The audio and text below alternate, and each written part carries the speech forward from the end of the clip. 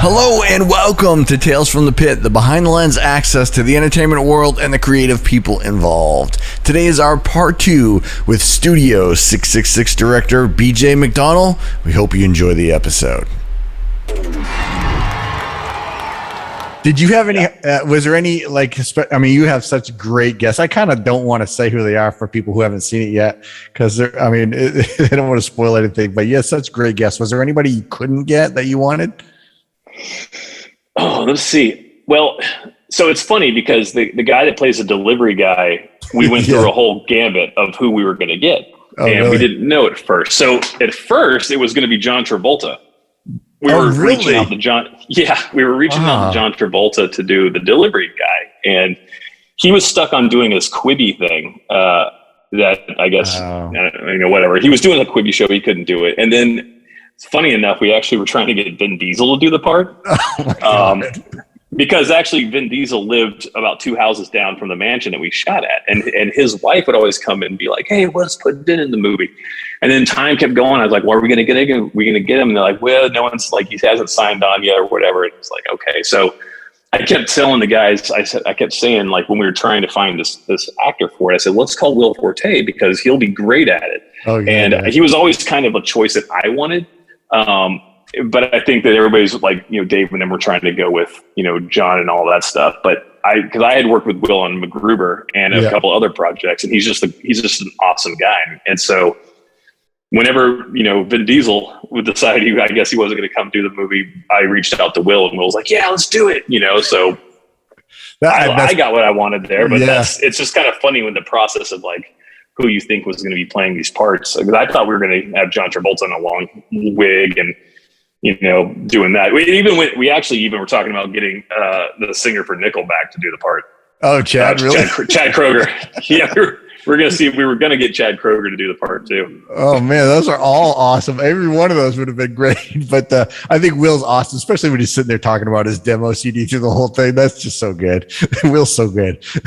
I love it. I love Will. He's so awesome. Like, just to work with. He's such a good, like, super down to earth, cool guy. Right. Like, and he's just fun to be around. I was surprised we had Jenna Ortega because, like, she was the one that we didn't know anything really about because, I wanted the movie to open as a movie, like something that people weren't expecting this to open. I wanted it to be very like graphic and have an emotion to it. And so me and my wife sat and watched demo tapes that we got from the casting agent. And, we saw a bunch of people, and then we saw Jenna in that show, a performance that she was doing. I was like, we need that girl. She's awesome. And we gave her a call and talked to her, and she came out and did it. And so we got lucky because it was like right before she like completely is blown up now. She probably never get to work with her again. She was great.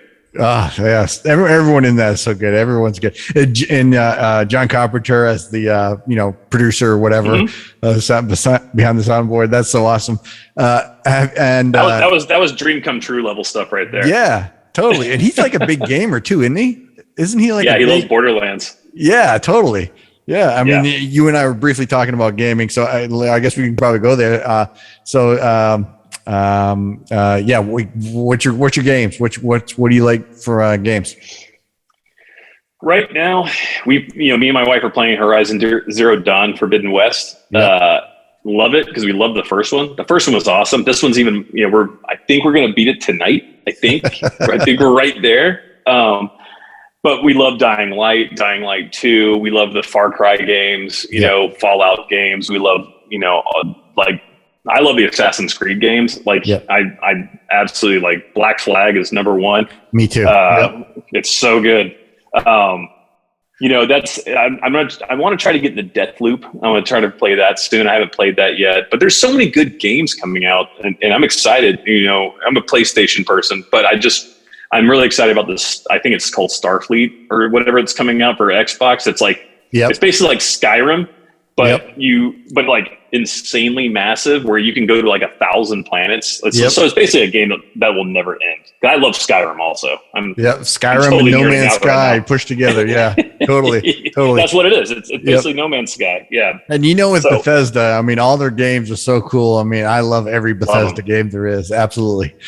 I love them. I love them and Ubisoft. I think they're like those companies are so great. And you know, I love video games. So Are you doing the VR stuff at all? The PlayStation I VR? haven't gotten into VR. I haven't gotten into that stuff because I feel like I'm going to vomit. I think I'm going to puke if I use that. Yeah, I bought it, and it's just such a hassle. I love it. It's super cool, but it's just such a hassle to plug everything out, take all these cords out and stuff like that. But it looks really awesome. It's really cool.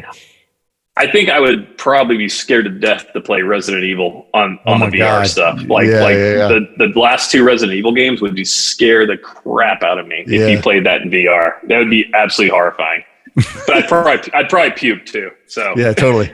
Yeah, well, I mean, I played Skyrim in it, and movement does. I have to really focus on not getting sick to get through it, because it does get to me. It does. It totally does. You know, but I mean, dude, video games are almost better than movies now. You know, like absolutely, yeah. The storylines are so awesome. Like, they're so fun. They're so good. I mean, Horizon Zero Dawn. God, I wish I could direct that movie. It's such a good story. Like, it's such a good story. And that's in production too. I'm sure it is. Yeah, I just read that. I'm sure it is. Yeah, and you know, I'm excited about the Last of Us TV show coming out, because we love the Last of Us. That opening scene in Last of Us 1 is like a tearjerker. I remember me and my wife, when we first played that, we looked at each other and we're like, are you? I'm not crying. You know, it was so gnarly. That opening sequence was brutal and just a tearjerker. So, anyways, yeah, big time video game nerd. Yeah, me too. Definitely. I was fortunate enough back in 2000 to work for Microsoft up in Seattle. So I was part of the Xbox original launch team. So I got to play a lot of the, you know, I got to play Halo and a few other games before they actually were released, when they were still in beta testing and stuff like that. That was so cool to be part of that. But awesome. I've been a huge gamer as well. There's so much. I just watched the Xbox just did their summer gaming thing a couple days ago. Yes. There's a lot of cool. Yeah, that's right. That's where I saw the Starfleet thing. Yeah. I was like, oh my God, forget it, guys. I'm out. Like, I'll disappear forever. I'm going to be playing that forever, because it's never going to end. Yeah, totally. So jumping back to the Foo Fighters stuff, the movie. So you guys started it before COVID, finished it after COVID or during COVID, and then released it this year, which is 2022. That was, you know, I think I remember Dave talking about in his book, reading in his book, that was that based on one of his story or one of his experiences in his book about a house he lived in back in Seattle way back in the day. Do you know? He talked about that, but I don't think it was really, I don't think he was really basing it off that. You know, I mean, maybe he was, I don't know. I mean, but we never really talked about the scary house he lived in Seattle, you know, or anything like that.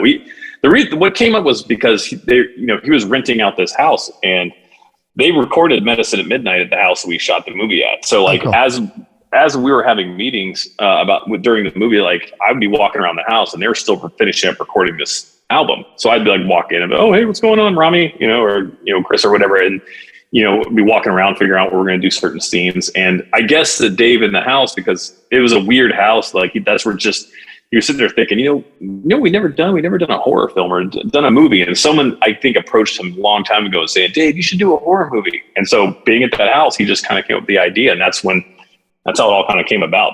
At least that's the story I know. Now, maybe he has other stories about haunted houses he lived in, but we didn't really go into those details.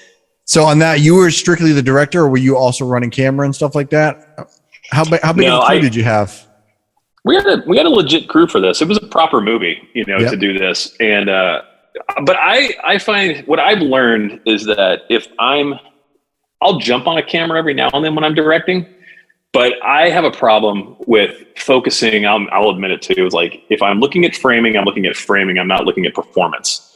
And I have to actually make sure I like to, even though I like, you know, I'm a very into composing the shots, and I'm very particular about certain things. I also trust the people that are on the set with me, regardless of who it is. You get the people around. Surround yourself with the best people you can. And that lets me focus more on what my actors are doing and the performances that are going on and what I need, or if there's something I missed or things like that. Because once I put the Steadicam on, now I'm just looking at the edges of frame and what's in frame and making sure there's not a boom coming into the shot, or there's, you know, or a light, you some know, continuity or something. Yeah. Yeah, and that's the thing. I have to really, I find it better for me not to operate on my own things that I direct, just because I need to make sure I focus on my performance and performers and who's, you know, doing what on there, because that's what I'm there for. It's not to be the camera operator. And I find myself watching good camera operators, and I was really happy with who we had on 666. You know, it was it's fun to watch them get creative and watch them get so excited about it, because I look at that and I go, well, you know, because some of them were, you know, one of my friends was just a new camera operator on that. And I loved watching the enthusiasm and the want and how happy he was when the shots would like work, and how passionate he was about this project. And like, you know, watching people be passionate and having a good time on something that you're the leader of and directing, it means a lot to me, because I know that people are having a lot of fun on it, you know, because if you're not having fun, then why are we doing it? You know, right. And this movie was so fun. And I had so many people all the time at the end of the days to come and be like, hey man, I just want to let you know, this is the most fun I've had on a set in a long time. And for me to hear that from a crew member, as me being a crew member, means, I take that home with me. I just go, man, I'm so happy that I'm not, you know, I'm not at the end of the night, people not talking to me. And next thing I know, people are like, that guy's such a jerk, you know, and that's who I don't ever want to be. So it means a lot, you know, for that. I think it shows too in the production and the quality and all that stuff too. So it really translates well too. When it comes to now you had experience through music videos with Slayer, but you're now shooting a movie with musicians, and now we're talking about acting and stuff like that. Was there a challenge there? I mean, you don't have to talk about anything you don't want to talk about, but was there any uniqueness there, or were they, you know, pretty good to go, or what? Well, I knew Dave was going to be fine, because I knew Dave from like just seeing him, because he's done a bunch of stuff, you know, and I knew the guys would be fine because they had done music videos. They've been in front of the camera. And the one thknow, that me and Dave and the guys talked about was, look, we're making a basic throwback to like a Beatles movie or a Monkees movie or you know, those kind of things where, we all know the acting is not going to be like so amazing, you know, and we're not going for that. I'm not trying to win the best performance, you know. Okay, I might win a Razzie, who knows? But like, I'll take it. But it's like, we knew that we were going into doing something that was really mimicking the old school band films. That was what we really wanted to do, because there hasn't been a band movie in a long time that kind of did that. There hasn't been like a Sgt. Pepper's Lonely Hearts Club Band. There hasn't been, you know, we had Spice World, I think, is the last thing that we've really seen as like a band movie. Yep. And that was the whole shtick of this thing, was just go in there and make a movie starring yourselves. And that's the other thing I told the guy. I said, look, you're playing yourselves. You're not creating a character. You're playing who you are. And so a lot of times with the script at hand, I'd say, you know, hey guys, we're going to follow the subject here, but just you guys say what you would say to one another. You guys say, you know, like, don't worry about this. We can improv this. And that's how we got a lot of the fun performances out of the guys, because then they kind of let their hair down and they would start bagging on each other and joking around with each other on set and having more fun with the movie. And I thought that was really important, to make sure that the guys were having a good time also on set. And like, I mean, we laughed all the time just because of the things that people would say and things that would go on. It was a total blast. You know, it's so funny because, you know, like you look at reviews sometimes, and like I always say this, it's like my favorite thing is seeing somebody that reviewed Studio 666 and talks about how bad the acting is. And it's just like, so you're the guy that doesn't really understand what we were out there trying to make. Right. You know, that's the thing. So it's just like, next, please. You know, It's kind of funny when you see that, you know, it's like, no guys, we're making this cool old school band movie that happens to be very graphically violent. You know, as a musician, I felt that it was extremely authentic. And that's why I was asking this, because literally the things that they are saying to each other are exactly what you would hear in a practice room during a session, during a rehearsal, whatever it is. You would hear the same exact style of banter and all that stuff. So I thought it was extremely authentic. I thought that was so funny. And, you know, I think their delivery, even if their delivery is not a actor's delivery of them, you know, screaming and seeing blood getting thrown everywhere and all this stuff, I thought it was just so hilarious the way they delivered that stuff. I Well, think the it's best was natural. I would always have to amp up Pat, which is like the best. I'd be like, because like sometimes Pat would just be like, and it would just be like this. I'd be like, no, Pat, these are demons. You got to make sure that you're freaked out. And so Pat sometimes would just go from like this one level, and then he'd go, oh yeah, you're right. And then the next take, it would be this enormous like scream and like freak out. And it was just like, and that's exactly what you want. You want like him to go like way over the top. I love the over the topness of Pat. And we just kind of went with that and thought it was like the best thing ever when he would do that. And it's funny because then we were doing ADR and Pat came up to me and like, we had to do a couple of his lines. And I go, all right, Pat. And I didn't even think about it. I go, so we're going to get you just to scream a couple more times just for some background stuff whenever we're going to see it. He goes, I can't. I go, what do you mean? He goes, well, ever since Studio 666, I screamed so much and so hard on that movie that it totally destroyed I can't scream anymore. No. And so I was like, I'm sorry.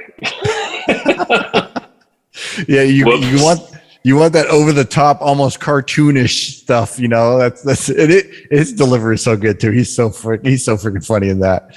But you also go ahead. Sorry.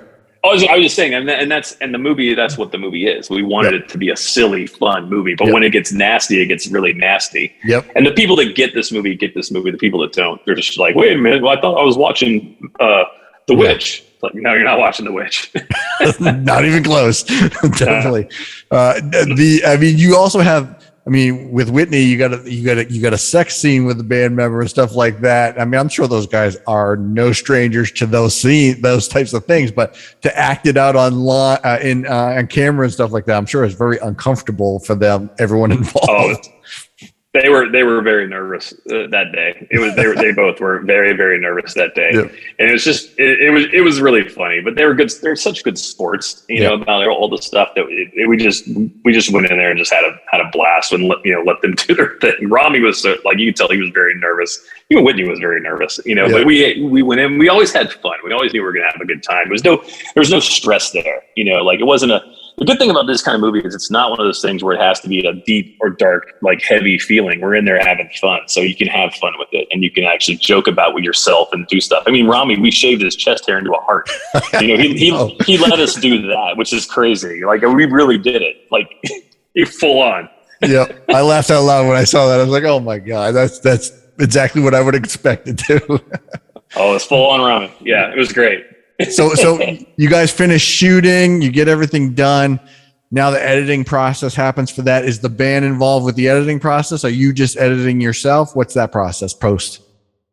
We went through post and basically it's just like anything you do. You basically cut the movie. You say, all right, here's our first cut. You give it to the people and it's a really long cut. I mean, the movie is long. It was hard to like not make it long. We made a 90-minute version, but it just was so choppy. Yep. But you basically, you edit a movie, you send it for notes, you get the notes, you try to retake those notes, and you go back in. And we cut a couple different versions of the film. You have to play ball. It's not only with Dave and with the band guys. And Dave had a lot of input with what he wanted to do, and he was very happy with it. But then now the food management would watch it, and they would give us their notes, and they had never done a movie before. And so like we'd go, okay, we'll entertain that note, do this and that, and then it was just whoever would give us notes, and then the editor would give us some notes. We'd do that. It's just the same thing. You play around with stuff. And a lot of times you find great stuff when you just don't think about it. And you get a note from somebody, you go, oh, let's try that. And then you find out like, oh man, you know what? This is cool. Like I didn't even think about that, but now this is working better in this way or that way. And so, it's just like editing anything. Like we didn't just go movie, edit, voila, We took a lot. We wanted everybody to have a say so in it. I mean, ultimately it's Dave's movie. So I want to make sure he was number one. I wanted him to be happy, and the Foo Fighters. Yeah, it's such a great movie. It's so fun. So let's move on from that and let's talk about the movie I just saw, which is probably going to be the biggest movie of this year. Probably, who knows the way it's going? But Top Gun, you were part of it. I think one of the most seen videos of that movie is the jet flying over you and your hair flying up with the headphones on. I didn't even realize that was you until recently. And I was like, oh my God, I've seen that a million times. But that was nuts. So let's talk about your involvement, because you shot that a long time ago, right? So that's a whole thing. So a lot of people don't realize that there was a lot of people on Top Gun. That movie had shot for a long time. I think, and so I didn't do the initial shooting of Top Gun. Okay. Like I wasn't involved in that at the very beginning of that. I was off doing studio and like working on that. But then whenever then they wanted to do reshoots, and we did a lot of reshoots. And then Claudio, the DP, he called, and then they brought me on board to do the reshoot stuff. So I was only there for the reshoots, and which was out in Fallon, Nevada. I did all the stuff in the bar where Tom comes to the bar, and everything inside the bar we redid. I did the opening and the ending of the movie at Maverick's airplane hangar.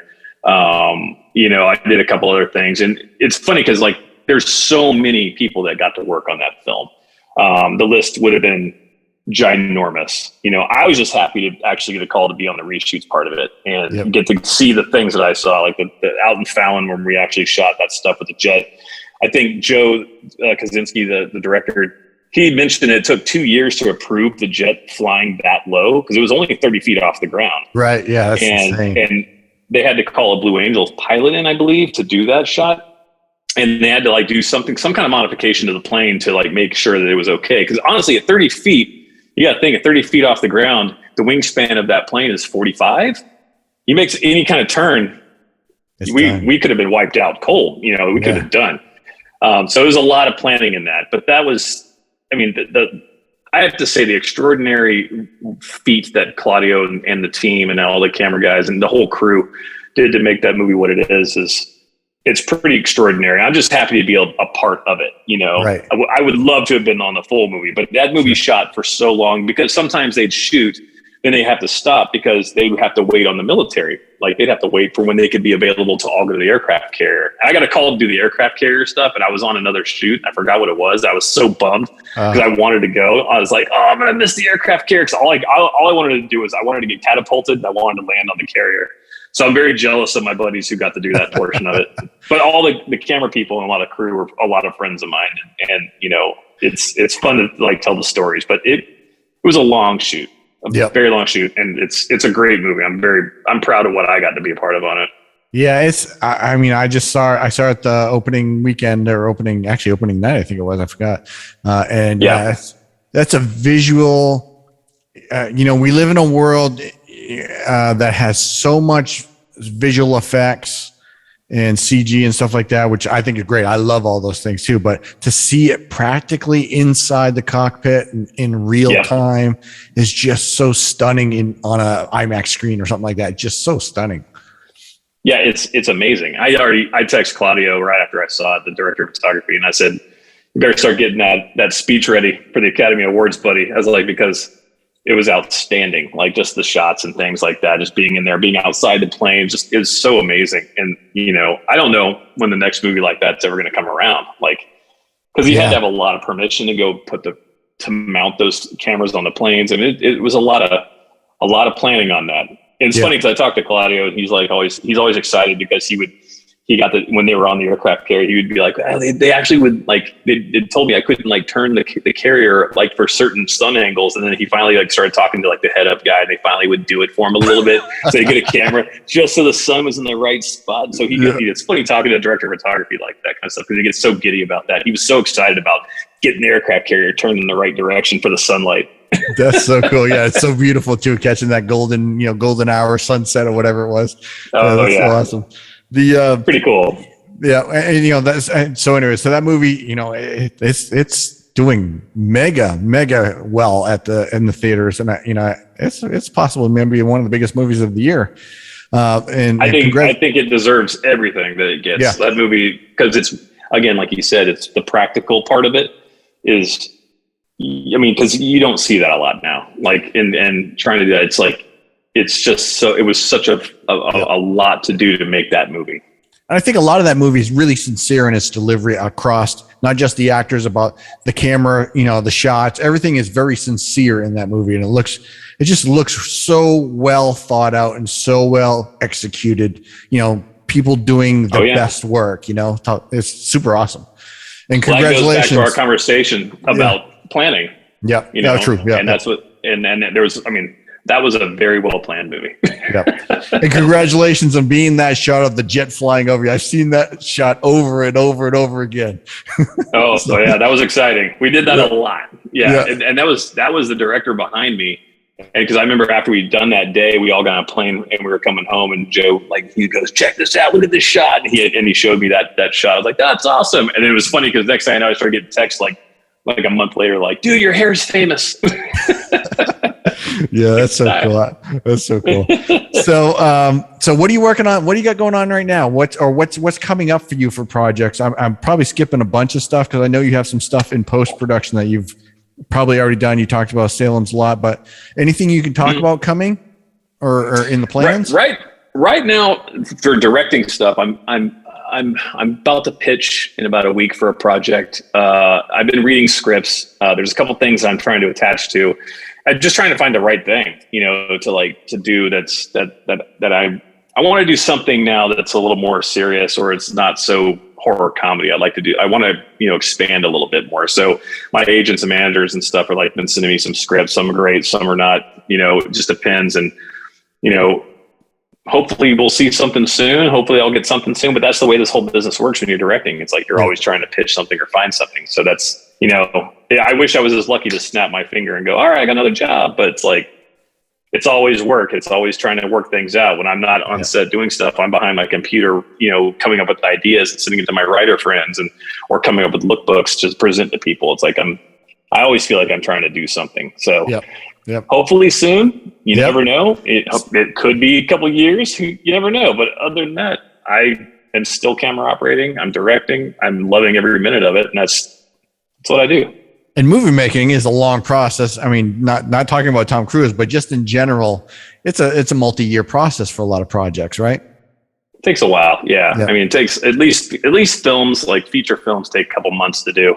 Yep. TV shows are hard because those are like 8 months sometimes. Those go on forever. It's funny because there's like a lot of people don't realize there's kind of different crews there. Like you have the TV crew, a lot of people only solely do TV shows. There's feature film people, and that's more where my realm is doing features, and then there's commercial people who just do commercials. And I like to dabble in all of that. It's kind of fun, but it's crazy because there's all sorts of different crews, and the TV crews is like, holy cow. Cause that's a grind I always think that's kind of a bit of a rough one because they go for so many months and they just get worked so hard. And then they're off for like 2 months and then they're back at it again, for the next season, and they crank it out. Or features, it's like, okay, it could be 3 months, it could be 5-7 months, and then you're done with it forever. Like that's it, it's over. And then you're looking for the next thing, whenever you want to do that thing. Wow. Yeah, dude. Some amazing. You've got there's a million things we could talk about here, but I don't want to take up too much of your time. We've already gone on for at least an hour here, but I just want to say thanks a lot for doing this. It's just so cool to see all this stuff and be able to talk to you and kind of see the inside track on a lot of this stuff. Where do people go to learn more about you? Are you on the socials or anything like that? I do mostly Instagram just because it's all pictures and I like that more. I used to do a lot of Facebook and Twitter every now and then, but I only use Twitter now if it's like I'm saying, oh, look at this movie's coming out that I did. I rarely go on there. People can yell at me or talk to me on, they could post up on there, but I'm not so big on social media. Instagram I like. So I would say if you want to see the things, because you actually will see things, go to Instagram and check it out. It's just under my name. Cool. Awesome. When it comes to, productions, and when it comes to, actually, let me ask you this question. When you're not involved with the production stuff, when you're not doing all the filming and creating and also video games, what's your go-to for your hobbies besides those sort of things? What are you doing on your days off or anything like that? What's your passions besides those things? Oh man, I love surfing. I'm a surfer, big surfer. I snowboard when I can get up to the mountains, go snowboarding like crazy. I used to ride BMX bikes, but I don't do that much anymore. But now I'm looking into getting a mountain bike with actually Jim, the guy I was talking about. That's one of the producers from Studio666. My wife's like, you got to get a bike. So we were looking at getting getting a bike and doing that stuff. Playing video games is a huge pastime, and just writing, like just coming up with ideas and doing that kind of stuff. That's kind of like where I'm at. with my hobbies. You know, I don't get out as much as I used to surfing. I need to get out there more. Yep. I miss being on the ocean. Yeah. So, you into any the recent shows or anything like that? Any of the Netflixes or any of the streaming stuff at all? I recently watched The Boys. I don't know if you've seen any of that stuff. That's crazy. Anything? I haven't watched all that. Yeah, I haven't. The Boys I haven't really gotten into, and I know I should. I kind of haven't been watching too much TV, but I did. Me and my wife, we started watching Stranger Things, the new season of that, and trying to watch that, which I've actually really enjoyed what I've seen so far, because I wasn't super pumped about the last season, but this one's kind of cool because it feels like I'm watching more of a horror film, and I don't know if you've seen any of it, but I've actually really dug. I like this new character, this new bad guy that's in it, this new demon, and I like the style that they have. Like, you know, it's cool how like the camera work is really good in the show, and I think the storytelling is really well in that show. But that's kind of like what I've been watching. We watch a lot of documentaries too, but we always go to like the really dark and sinister ones. Like for some reason, I don't know. Well, we make horror films, so who knows? But sure. We do a lot of that stuff. How about The Witcher? Did you watch any of that? I didn't watch The Witcher. I tried to watch the first episode I don't know if I was just kind of in a mood. Yeah. But the first episode was kind of like, wow, man. Like the first shot, I was like, that's how you're going to open the show? I don't know. Yeah. And I know I should probably give it a chance, but because I do like the game. But I just, for some reason, didn't get past the first episode. You know, I was a late bloomer with Game of Thrones too. So it took me a long time to actually. Yeah. Me too. Yeah. I was hell bent on not watching that show. And then when I was doing a movie, I was in Georgia. We were doing The Conjuring 3, and my weekends, I would binge a season each weekend. And I got through all 8 seasons of that. And finally I was like, okay, now I see what's so awesome about the show. This, you know, like season 3 on was like amazing. Yep. So I will say, in regards to The Witcher, the second season, quality wise, is a major step up. I feel you on the first, you know, I feel you on that. Second season is definitely a quality step up, but still needs more. One last thing I would recommend, if you're really a fan of the creativity and just the amazing visual and storytelling, is Arcane. Have you seen that? League of Legends. I haven't Arcane? seen that. Oh, dude, that's amazing. Good. Yeah, on every level. Every level. Okay. Just watch the first episode. Visually, I'll definitely story-wise, everything. It's amazing. Yeah, really good on Netflix. Well, dude, thanks so much. Yeah, I really thank you so much for doing this. Yeah, thanks for having me, man. I had a blast. Yeah, awesome. It's awesome. Thanks for watching this episode with BJ McDonnell. We hope you enjoyed it. You can check out our other guests and our other episodes on all your podcast locations. On YouTube, just search for Tales from the Pit podcast, and at talesfromthepit.net. And we'll see you next time.